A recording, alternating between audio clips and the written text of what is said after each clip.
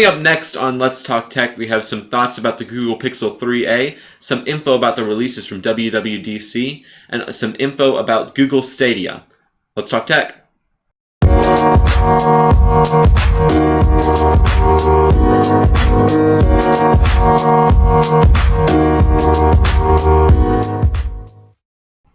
What's up, everybody, and welcome to Let's Talk Tech, the podcast where we talk about technology. I'm Aidan, and that's Bryce. What's up, everybody? I don't know. What's up with you? I don't know. What's up with you? I don't know. What's up with you? What's up is we've got a brand new season of Let's Talk Tech, which is really exciting. Yeah. What's up with us saying what's up? I don't know. I think it's just something up with us lately. Yeah, something up. I mean, what is up? What is up is we got a complaint about how at the beginning of every episode I say, what's up? Whenever you say, I'm Aidan and that's Bryce. Yeah, you have a real problem. What's up? A serious problem. Yeah. I mean... That's the reason we took a week's break. Yeah, I had to go what's up therapy. It didn't work. Definitely. I mean, it's just a long road to recovery. Yeah, it's going to take a while. I mean, I don't know if I can break this nasty what's up habit. Yeah, may just have to keep saying what's up in the intro. Maybe. I mean, complain all you want, but I know what's up. Yeah, it's a serious problem. You can't complain about it. No. I mean, how are you going to take something that is a real issue for him and complain about it? What's up is not a joke. No, it isn't. This is serious stuff. Yeah. Also, what's serious is the fact that I've changed. I've changed big time in the season break. Really? What's up with that? I've changed. I've gone to Pixel. What is up with that? I've gone off Apple. I'm still in the ecosystem just a little bit, but I have a Android phone now. Welcome to the dark side. It really is. I have an all black phone. It feels good though. I've got to say, I am loving Android.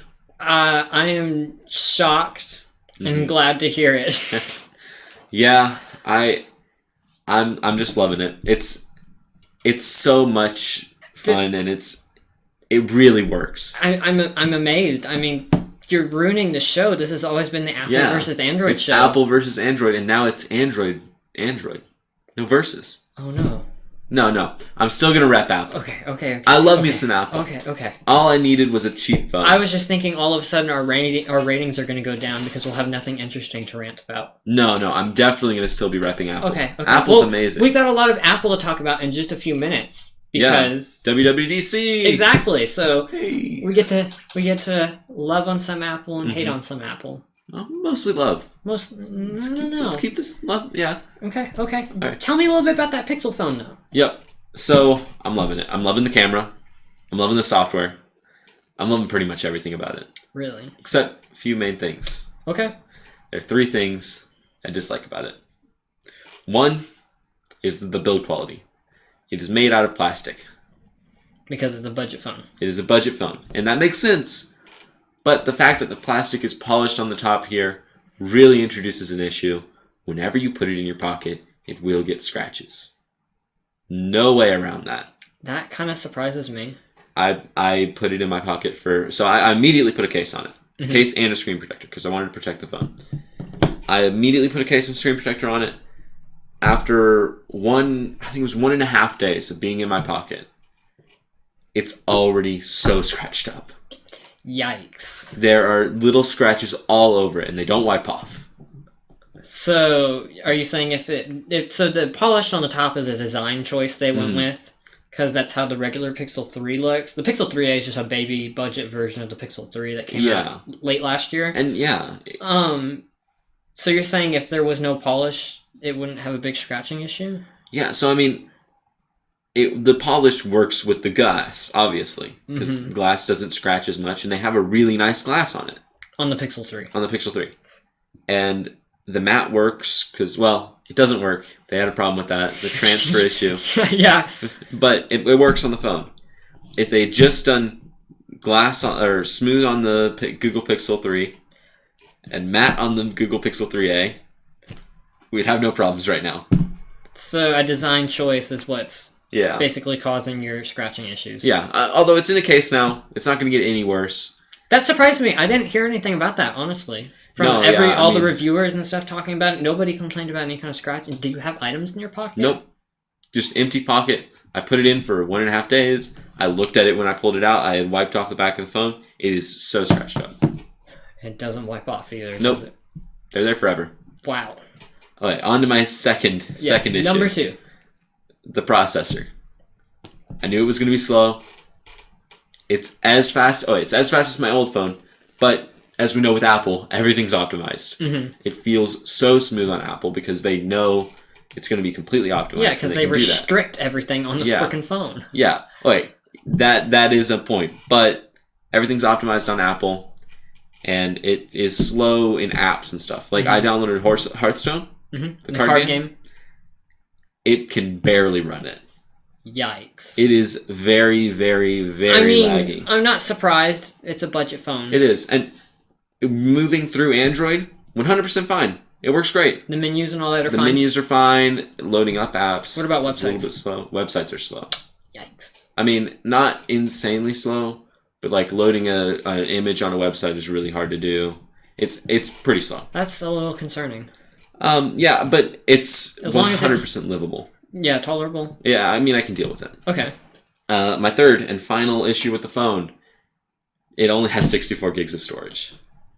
That's like 2 times what I've got on my Android phone. So yeah, but when you're shooting, spoiled. But when you're shooting with this camera. I'm even more spoiled with the camera. Yeah. When you're shooting with it, it really adds up. Does it? It really does. And you can transfer it off to Google Photos, which I do, and that is the only reason why it's livable.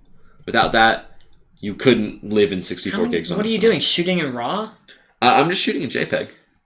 That's surprising. I mean, it really adds up with RAW. So... Yeah. I mean, it adds up very fast. Yikes. And I have about 20 apps on here, and some big apps too. Mm-hmm. I mean, just for everyday use. And I wouldn't say I'm a storage hog. I really am conservative about what apps I get on here. Yeah. I don't shoot many photos. But even for me, I haven't filled it up yet. But I could see myself filling it up if I just start downloading whatever I want. Huh. So that's interesting. Yeah, and it's not 64 gigs stock with expandable memory. There's no expandable memory on this. Really? There's no way to expand it. There's Not no in the SIM card slot? Nope. What? There is just a SIM card, nothing else. You know, that doesn't surprise me. You know why? Why? I think there's some kind of restriction that Google has on stock Android.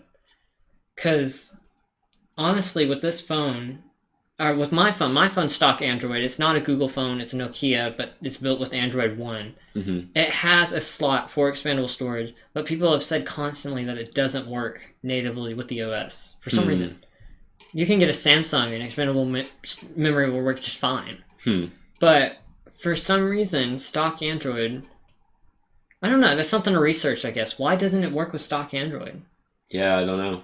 Something weird that Google's done. But Pixel 3a, I think you like it? I love it. That's great to hear. So I guess if you want to pick up one for yourself, we've got the Apple user's endorsement here. All right, if you need a budget phone, if you really need one, go get it. And if you just want a good phone, get it.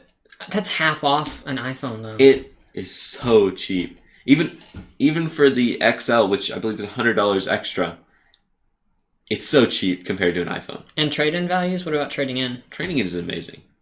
I traded in my iPhone 7, or I haven't traded in yet, but I'm gonna, and I got the appraisal. It's gonna be like $240.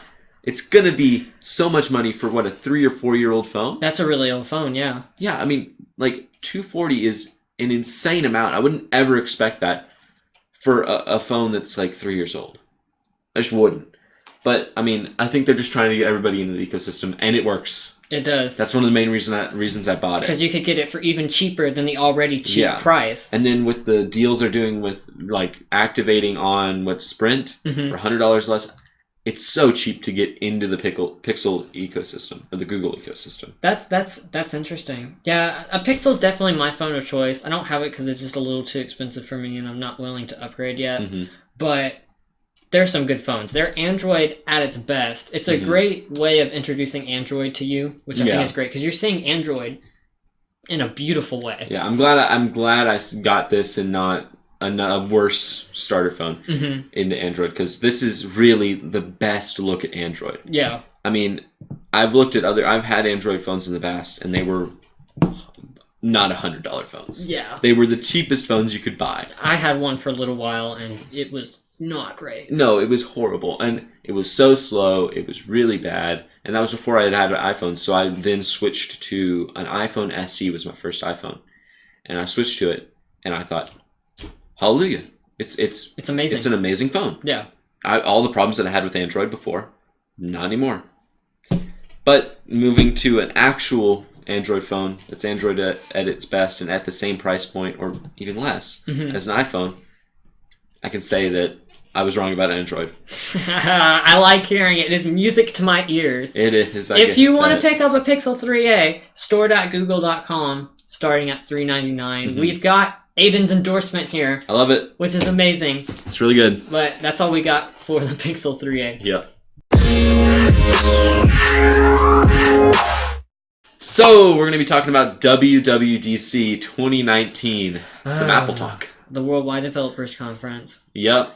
We're going to be talking about it. You excited? I'll tolerate it. Yeah, it's been a while since we talked about Apple. Yeah, there was quite a bit of Apple news for a while, and then it kind of died off, and now it's picking back up again. I guess we had to talk about all the Android phones a while back. It's only fair that we talk about Apple's developer conference. So. Yep.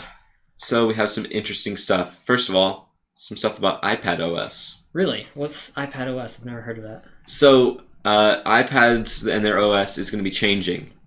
But they've always been on iOS. They have, but now it's going to change a little bit.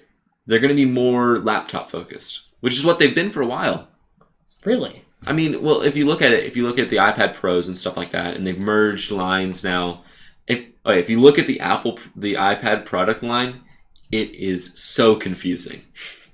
I love Apple, but if you look at it, it is probably the most confusing thing ever. You mean Apple has a confusing product lineup? Really?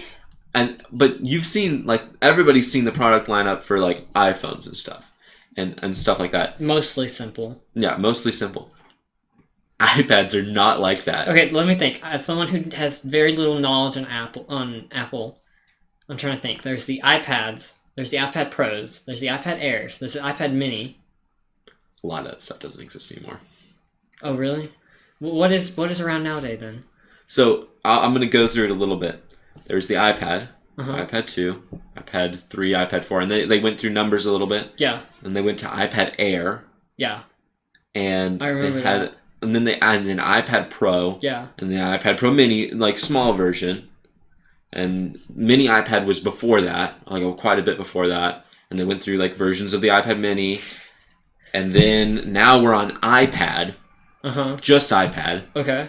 And it supports Pencil, I think. I'm pretty sure this one supports Apple Apple don't even Pencil. Get started on the Apple Pencil. Yeah, if you're going to talk about what supports Apple Pencil, you're going to need a chart or something, because there's no way to remember that. We even got that wrong a few weeks ago, remember? We did. Oh, wait, it's so hard to figure it out. Yeah. You have to have, like, a source for that, because, I mean, off the top of my head, I'm sure I'm missing tons of iPads, tons of stuff. That product line is really hard to keep up with. It's not easy. But back to iPad OS. iPads are going to be changing. So we have some stuff. USB thumb drives are now going to work. You're going to be able to transfer stuff off of cameras. One of the main things that's going to make iPads feel a lot more like laptops is Safari will now be presenting the regular web page adapted a little bit for touch controls. So instead of showing the mobile version, which a lot of the time doesn't work on a bigger screen, like you run into a lot of issues with sizing. It stretches everything. Yeah, it doesn't look great. Now they're just going to show the regular desktop version. So you're saying whenever I'm browsing the web on Safari on an iPad, it'll just use the desktop version. That makes sense because the screen resolution is practically the same as a desktop. Yeah, and they've been talking about these things like their production tools for a while now. Yeah. That's what the iPad Pro was for with the Pencil. It was meant to be a production tool. So, speaking of the Pencil, I went ahead and looked it up really fast. The Apple Pencil 2nd generation only supports the iPad Pro 3rd generation and the iPad Pro 11-inch, apparently. Okay. So, it's only for iPad Pros. Okay. I just had to clarify that. Yeah. That's going to bug me. I still can't remember it. There's only 2 to remember, but I still can't. The 1st generation supports, the Air and the Mini and the Pro and the regular one. The 2nd generation doesn't. Okay. Just thought I'd point that out. All right, so that's with that. Oh, there also is a non-announced mouse support, we think. So you'll be able to use a mouse on it, which is pretty interesting. That makes sense. I can't help but think this is gonna cut into their laptop margins. That's what I was thinking. It's kind of like, what if the laptops start disappearing and the iPads come in and take over all the MacBooks? I think laptops and their laptop lines. They're not getting rid of that. They're not going to get rid of that. But that still has a lot of useful. iPad OS looks pretty promising. It really does. I'm interested for it. I'll be able to upgrade with this, and I'm interested to try it out. I've always thought for a while now that you should be able to use your iPad like a laptop, because they say it's a production tool and you can use it, and lots of people use it for like pages and writing and all that art. But using it and doing that is really, really, really bad. So iPad OS, do you think it's making it kind of like a Surface, like a Microsoft Surface? I think it definitely is going the way of the Surface. Because the Surface kind of came, I believe it came up to compete with the iPad. Yeah. But it kind of... The Surface was kind of like a different weird market. Yeah. It hit the... But the nice thing about the Surface market was that it was Windows running natively on a foldable, kind of like a weird laptop-like thing. Yeah. Tablet, whatever you want to call it. And the Surface is amazing. It's really good. I think Apple is trying to move into that space. Because I know a lot of people now that they see, iPads, it's not just like a bigger phone. It's actually a laptop, or like a less powerful laptop. I think a lot of people will be interested in getting them. Because that's been a thing for a while now. Nobody wants to upgrade iPads. Yeah. That's been a problem for Apple for a while now. Yeah. You get an iPad, and really you only use it for media consumption. Now think about it. Your typical family probably has like a second generation iPad. Yeah. I mean, really old stuff. Yeah, at some point you don't really need to upgrade to the new stuff. And I will say from experience, I've had like 3 iPads now, and I love them. They're pretty awesome. I go through phases of using them. When I get a new phone, I use my phone more than my iPad. Mm-hmm. When I have an old phone that isn't working or is on the fritz, I use my iPad more. Yeah. And I love the iPads. They work really well. I mostly use them for media consumption, though. I'll sit down and I'll just watch something on it. So you're not doing any kind of art or anything like that, or no art or anything like that? I've been using it recently for school assignments, writing stuff on there, and it works relatively well for that. And of course you use it for the notes here on the show. I do, and it's pretty good. There's a lot of stuff with file management, though, and that's something that's coming out with the new iPad OS. You're going to be able to manage files better. That's good. Yeah. So it's becoming, like I said, kind of more like a less of a mobile OS and more of almost like a computer OS, but still on an iPad. Yeah, and I think it's a great direction.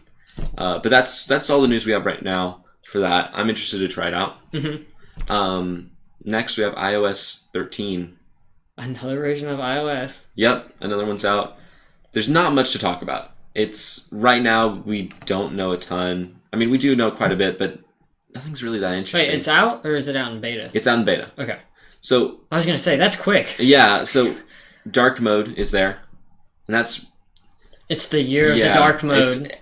Everybody's been going dark mode. Android Q now has it. Yeah. Microsoft's had it for a while now. I mean, it's everywhere, and I like dark mode. Yeah. I probably prefer dark mode over light mode. Although I get used to whatever I've been using. Yeah. So if they don't have it from the beginning, I'm probably not going to switch. That's iOS 13. There is some other stuff. Definitely go read about it if you're interested in it. The other stuff really isn't that interesting, though. Try it out. The beta is out.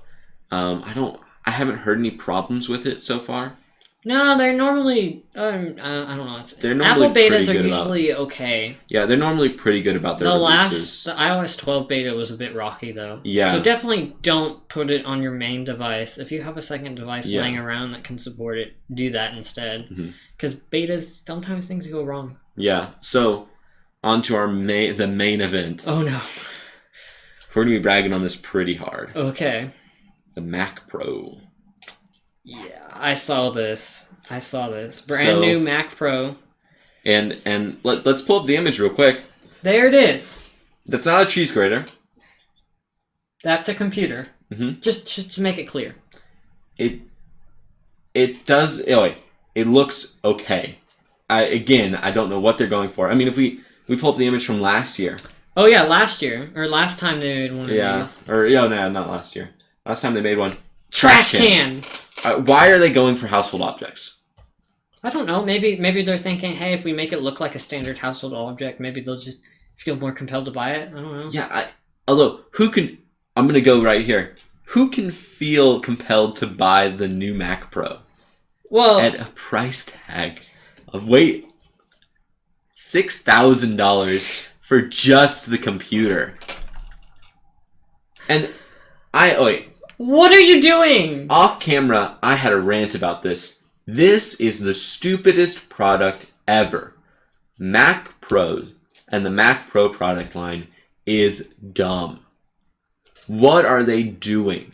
They're saying it like it's a professional line and it's named Mac Pro. It makes sense. Mm-hmm. This is not professional. Is it? Have you seen this? We went over the stats earlier. Yeah, the specs on it are just... It's abysmal. We looked at it. To make a PC much better than this, you can make one for $2,000. So, like I said, it starts at $6,000. Mm-hmm. You want to go over the base model really fast? Yeah. I got it right here. Memory, 32 gigs of memory. Yeah.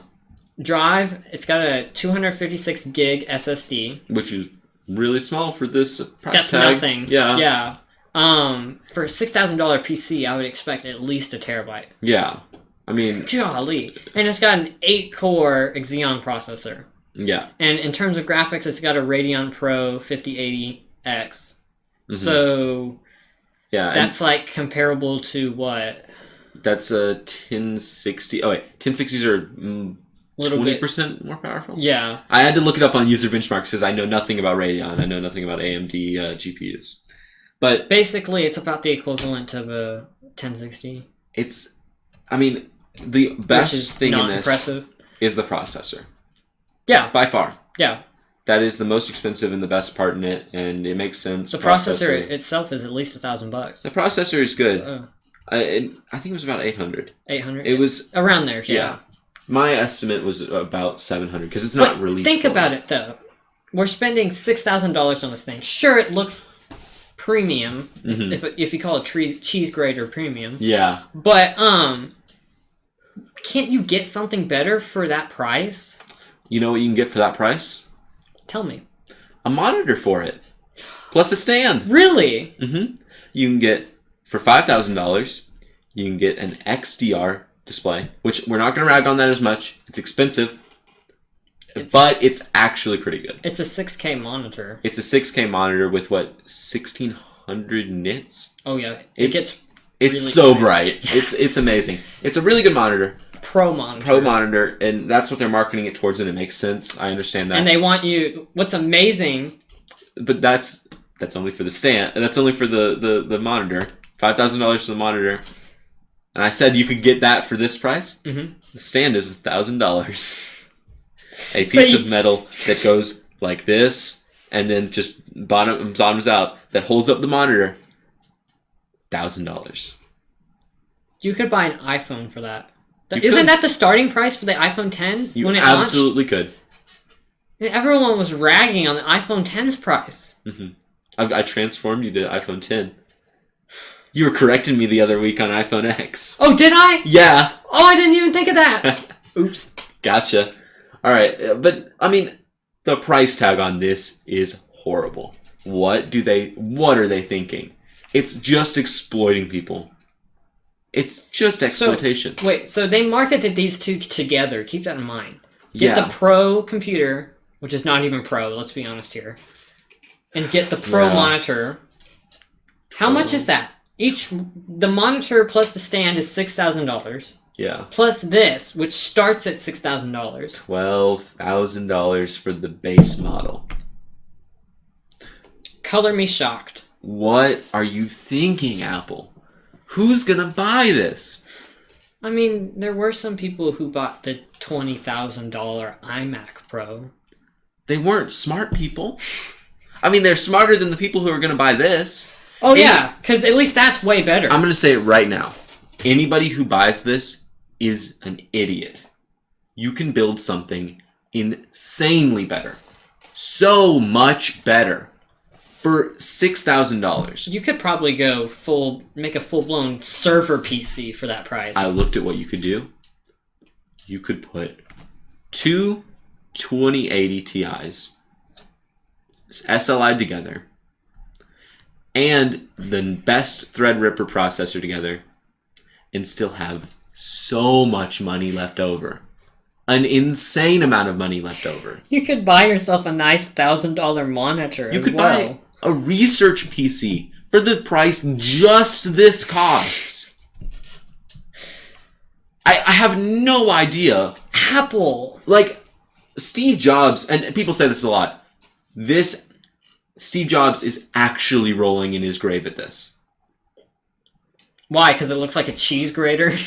Yeah, I mean, Apple, like, I love you guys, but, like... Do better. Yeah, please, don't make this... If you're going to spend $6,000 on Apple, at least make the specs decent. Make them worth at least 32 gigs of RAM? Oh, wait. All of the specs are insanely low. If you think about it, though, 32 gigs of RAM probably costs, like, what, $200? Wait, but that... Alright, think about production, though. Think about their profit margins. Because they aren't buying retail parts. Mm-mm. They aren't buying anything at retail price. Mm-mm. They are getting deals on all of it because they're Apple. Yeah. I would be willing to bet that to put this together, it costs $1,000. At least. I would say maybe less than $2,000. But we looked at the price of making this. Oh, that is true. $1,700 to make a PC better than this. Yeah. Just slightly better than the GPU. Would be $1,700. So the actual cost of producing it they're making is probably around $1,700, less than. Oh no, I would say it's about $1,000. No, it's going to cost a lot to make that fancy custom case and all that. It's all metal. I mean, I guess, but mass producing them. Although I guess they won't be mass producing them because who's going to buy it? I mean, again, don't buy this. Anybody who listens to this show, do not buy this. I don't think anyone who listens to this show can even afford that. I mean, I hope anybody who listens to this show, just off of like watching the show, will know not to buy this. I hope. Because it's a ripoff. I mean, I hope we've educated you on tech just enough to know that this is don't get us wrong. Just because something Apple makes is expensive doesn't mean it's necessarily a ripoff. No. But this is definitely not great. iPhones. The Pro display is pretty good for the price. Really good, actually. Yeah. I mean, iPhone's not a ripoff. You can't get iOS pretty much anywhere else. You can't get a phone that good. You can make that argument. You can get... Oh, wait. I'm not saying do this. Don't do this. This is illegal. Very. But if you were going to do this, you could go and torrent Mac OS and put it on a PC you built. Let's not Don't do advertise this. that. Don't do this. But you could. But don't. Okay. Yeah, let's not. Just, it's so stupid. It's so stupid. Yeah. That's... Like you said, server grade PC for the price. Research grade. Yeah. You could put... What is the research card from NVIDIA? Titan... XP? V? V. I think it might be V. Or Titan RTX. You could put a research card in a... Or you could buy a whole research card. Just go do a bunch of machine learning. Yeah. You can do so much with $6,000. And yet they call this thing Pro. Yeah. For the whole package...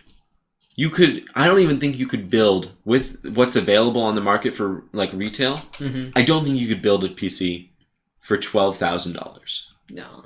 I mean, at some point you'd be getting into custom ordered parts for visuals, and at some point it just wouldn't make sense. Mm-hmm. To build a really good PC, you need much less than $6,000. Do not buy this. It's stupid. It's dumb. We're gonna let Apple fail here. I don't like saying that. I don't want Apple to fail. This product should fail. Yeah. This product should fail, and they should see that it should fail. I completely... And it sucks, because they put it and advertise it right next to the really awesome Pro display. Yeah. If they built a PC that was actually worth $6,000 and marketed it next to the $5,000 display... The thing is, can you really make even a PC worth $6,000? You could. You're paying a lot for the name brand there. You really are.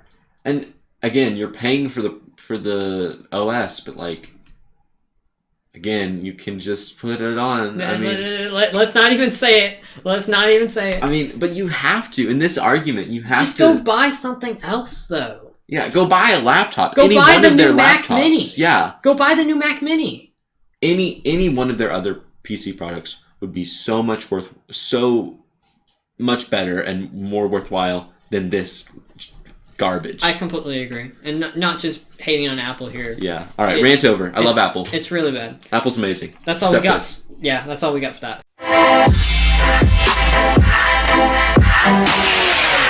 So, next up here on Let's Talk Tech, let's talk about good old Google Stadia. Yep. Not Stadia. Nope. Not Stadia. Mm-mm. Stadia. I don't know what take we went with, but I had some trouble saying it in the cold open. Yeah, we really did. It was a rough, but it was just.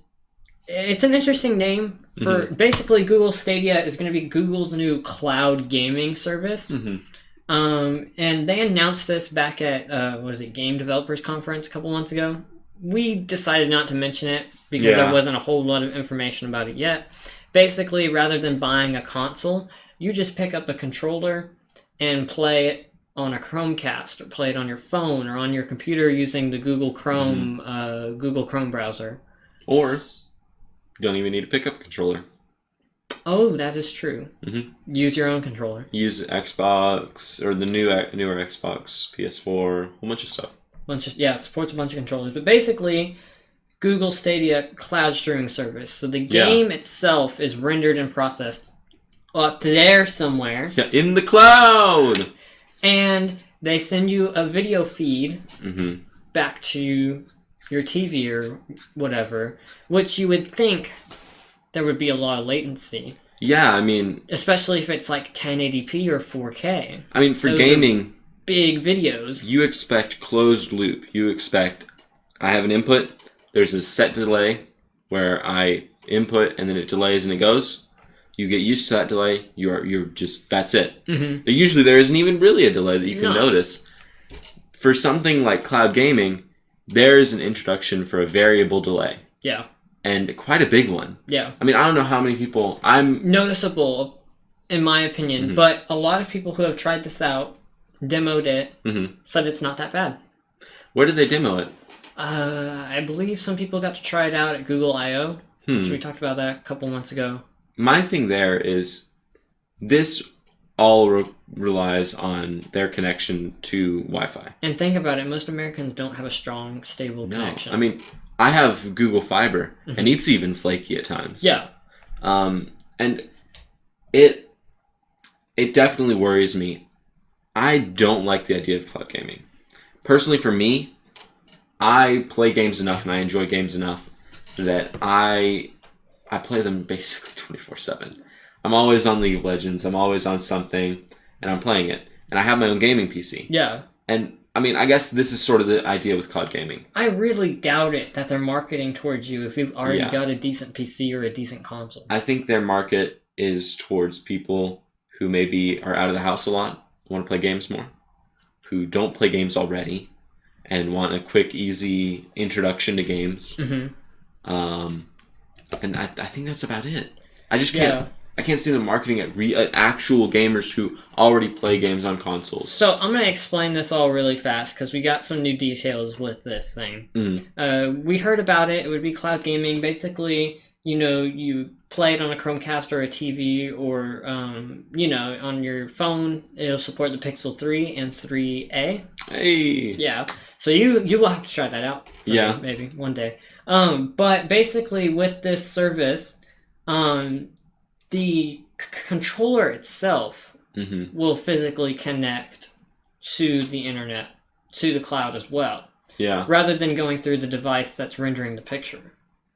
So that somewhat helps the delay, I guess you could say. Yeah. It's still a little fuzzy how exactly all this stuff works. Apparently Google says they've gotten their compression just right.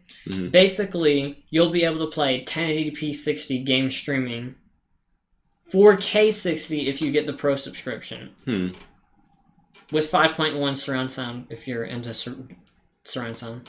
That's really good. Really good stuff. So let's talk about the details we learned about just yesterday. It launches with a brand new Pro subscription. Mm-hmm. If you want to be one of the first people to get this, it launches in November. You have to have the Pro subscription, which will be $9.99 a month. The Stadia controller, which is what we've got on the screen right here, it kind of looks like an Xbox controller, maybe a bit more modern. It's got like this little Google Assistant button and a Stadia button and two little joysticks and other buttons and stuff like that. There's some different colors and stuff for it. I will say, the joysticks are at the bottom, like a PS4 controller. Mm-hmm. It looks a lot like a PS4 controller. A lot more than you would think. Although it does have ABXY. Yeah. Which I like. I like that too. I'm used to Xbox, so definitely plus. That controller price? $79. Ooh. I mean... Not bad compared to some of the Xbox controllers, though. The special edition ones. I mean, if you're looking at special edition and Pro, yeah, but this is the base controller. True. If they want to go for a Pro controller, what's it going to be? But if you think about it, uh-huh, this is not your standard controller. This is a controller that enables you to play cloud gaming. Does this controller come with a subscription? It does not, but there is a free tier coming in 2020 for 1080p game streaming. Do you have to have this for the free tier? I don't exactly know. So, I mean, but the thing is, the subscription will work, and it'll work with any Bluetooth controller. Pretty much. I think it's going to be really hard to find. The details are really fuzzy on this. I think it's going to be really hard to find somebody who can't pick up a cheaper PS4 controller, Xbox One controller. There's not much detail on the free tier right now. Yeah. Of course, you have to pay for the games, except for the games that you get free with the Pro subscription. Do we know what games are going to be on it? There is a list. I can pull that up really fast. Okay. Google recommends a internet connection stable of about, I don't know, maybe like 10 megabits per second. Okay. And 40 megabits per second. In between there is what Google recommends. Google Fiber will work? Yeah, Google Fiber will work with it. Let's check out the games really fast. I can list some off real fast for you. Okay. Dragon Ball, Grid, NBA 2K, Farming Simulator, The Crew 2, The Division 2, Destiny 2, Power Rangers Battle for the Grid, Metro Exodus, Assassin's Creed Odyssey, Tomb Raider Trilogy, Just Dance, if you want to play that, Mortal Kombat, Football Manager, Doom Eternal, Wolfenstein Youngblood, so many games. I mean, no Minecraft. Yeah. Which is kind of surprising. I was kind of surprised by that. It seems like every single game console has Minecraft these days. The Elder Scrolls Online will have it. Trials Rising, I think it's the bike racing game, I think. Yeah. So, I mean, a pretty good selection. Pretty good. They've done a good job with a lot of different types of games. Yeah, I mean, I think you'll be able to find a game. I mean, they're going to have to introduce more games for longevity. Oh, yeah, definitely. But I think they'll be able to find a game that they like, though. Yeah, I think everybody will be able to find at least one game. Yeah. And are all those games free when you buy the subscription? No. Oh, so you have to buy the games. The only game that is free when you get the subscription so far is going to be Destiny 2, I believe. You have to buy each game individually. Wow. Which adds up, especially if you already own those games on other consoles. The countries this will be available in, pretty much most countries, everywhere in the United States except for Hawaii. Okay. Which is important to note in case anyone's in Hawaii. Belgium, Denmark, Canada, Finland, France, Germany, Italy, Ireland, Netherlands, Norway, Spain, Sweden, and the UK. So if you're in any of those countries, you'll be able to get it. There's also an exclusive game called Get Packed, which will only be available on Stadia. It's like a 3D co-op game, which is pretty interesting. It's interesting. Very little latency is how Google's describing this. There is one last thing to note about this. If you want to be one of the first adopters of it, there's this thing called the Stadia Founders Edition that you'll want to pick up. It's $129. Okay. Special edition controller. You get a Chromecast Ultra, Destiny 2, plus a bunch of DLCs, an early gamer tag, because you'll be one of the first people to get this. Okay. An early adopter badge, and 2 free 3-month Stadia Pro subscriptions. 1 for you and 1 for a friend. Okay. Just in case, you happen to have a friend who actually gets this. Yeah. I mean, interesting stuff. And Google does say that with the Pro subscription, they'll add more games over time. But yeah, you're going to have to buy most of the games. It's definitely for people looking to get into games, not people already in games and into playing games. And it's definitely a niche. I mean, I don't see the market being too big. I could be wrong about that. I kind of like it because I've been trying to up my PC for a long time now, and that's expensive, and I've been slowly going component by component. Whereas with this, for $10 a month, maybe get a couple of games, you don't need no fancy PC. You just need a decent internet connection. I mean, $10 a month, that's $120 a year. It definitely could be cheaper than a PC. Oh, definitely. I could even if you see pick that. up the controller. Mm-hmm. I mean, the main thing is... I am worried about the game selection, though. Yeah, how many games can they get on here, really? Because, I mean, I assume Google's going to be taking a part of it. Imagine a pretty big part. Maybe. Profits. And how many games are going to work? And who knows, you could have Microsoft step in and say, you know what, we don't want any of our Xbox produced games on there. Yeah, I imagine that's going to happen. Oh, yeah. And any PS4 exclusives, they're going to have to get exclusives on here fast. They just said 1, so the Get Packed game is an exclusive. But they're going to have more than that. Yeah. I mean, I could see it working. What it really comes down to is the latency. If it has bad latency for a lot of people... And what happens when you lose internet connection randomly? Does it just save the game and shut down? What happens? I mean, there's so many times when it could go wrong. I don't see it working. I personally would probably not buy this product. I mean, think about it. When you play on your PC and you play on your Xbox, the resolution of what you're playing at probably doesn't change. Yeah. Definitely doesn't change. Yeah. Whereas with this, if your internet starts becoming a bit saturated, it's going to downgrade itself automatically to 1080p, or it's going to go down to 720p. Yeah. You're just like watching a YouTube video. It's going to fluctuate. And this definitely wouldn't work outside of the house, which is one of the things I said earlier. Oh, yeah. I mean, anybody on the go, I don't think you could really use this. Unless you've got some 5G phone. Yeah. I mean, and not fake 5G, real 5G. Real 5G, yeah, exactly. I mean, personally, I don't believe it'll work. We'll have to see. It's going to take a lot of games for it to be successful. It's going to take a lot of work on Google's part. And they're going to need a better pricing model, honestly. Yeah, I mean, the controller's too expensive. And that free tier better come fast. Oh, because otherwise people are going to forget about this thing so quickly. Free tier, I mean, how are they going to make money off that? Well, they're going to have to make money off game free tier, purchases. I'm sure they mean making money off of the game sales and making money off of the controllers, probably. Yeah, I don't know. I hope they go aggressive with this because I hope they don't just go passive. Hey, here's this kind of little thing that we just sort of made. It's revolutionary. No one else is doing this, really. Oh, people have done this before. People have done it in the past and it's flopped. Yeah, I mean... This is Google. NVIDIA did it, didn't they? NVIDIA did something like that, and it didn't really flop. It was okay. It was okay. They didn't have controllers, though. But if Google doesn't want this to flop, Google's got to go really aggressive. Oh, they really do. They've really got to get the games. They've really got to get a good multiplayer system going. Yeah. Maybe even cross-platform play. Mm-hmm. Yeah, I mean, they're going to have to work really hard to get big games on here. They're going to have to get Fortnite. Yeah, that is a notable exclusion from this service. They're going to have to get Fortnite. They're going to have to get Minecraft. They're going to have to get... anything big. Yeah, anything big. AAA games, they're going to have to get a lot of those. Yeah. And they've got a few so far. They have a few, but they're old AAA games. Yeah. Destiny 2. I mean... That was last year. Was it? I bought Destiny 2. It was not good.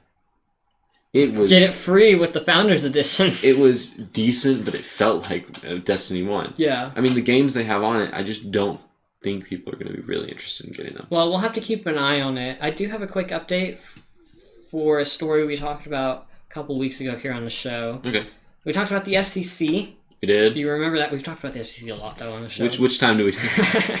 remember when they said they were going to vote on whether or not carriers can allow robocalling blocking by default? Mm-hmm. FCC voted and approved that.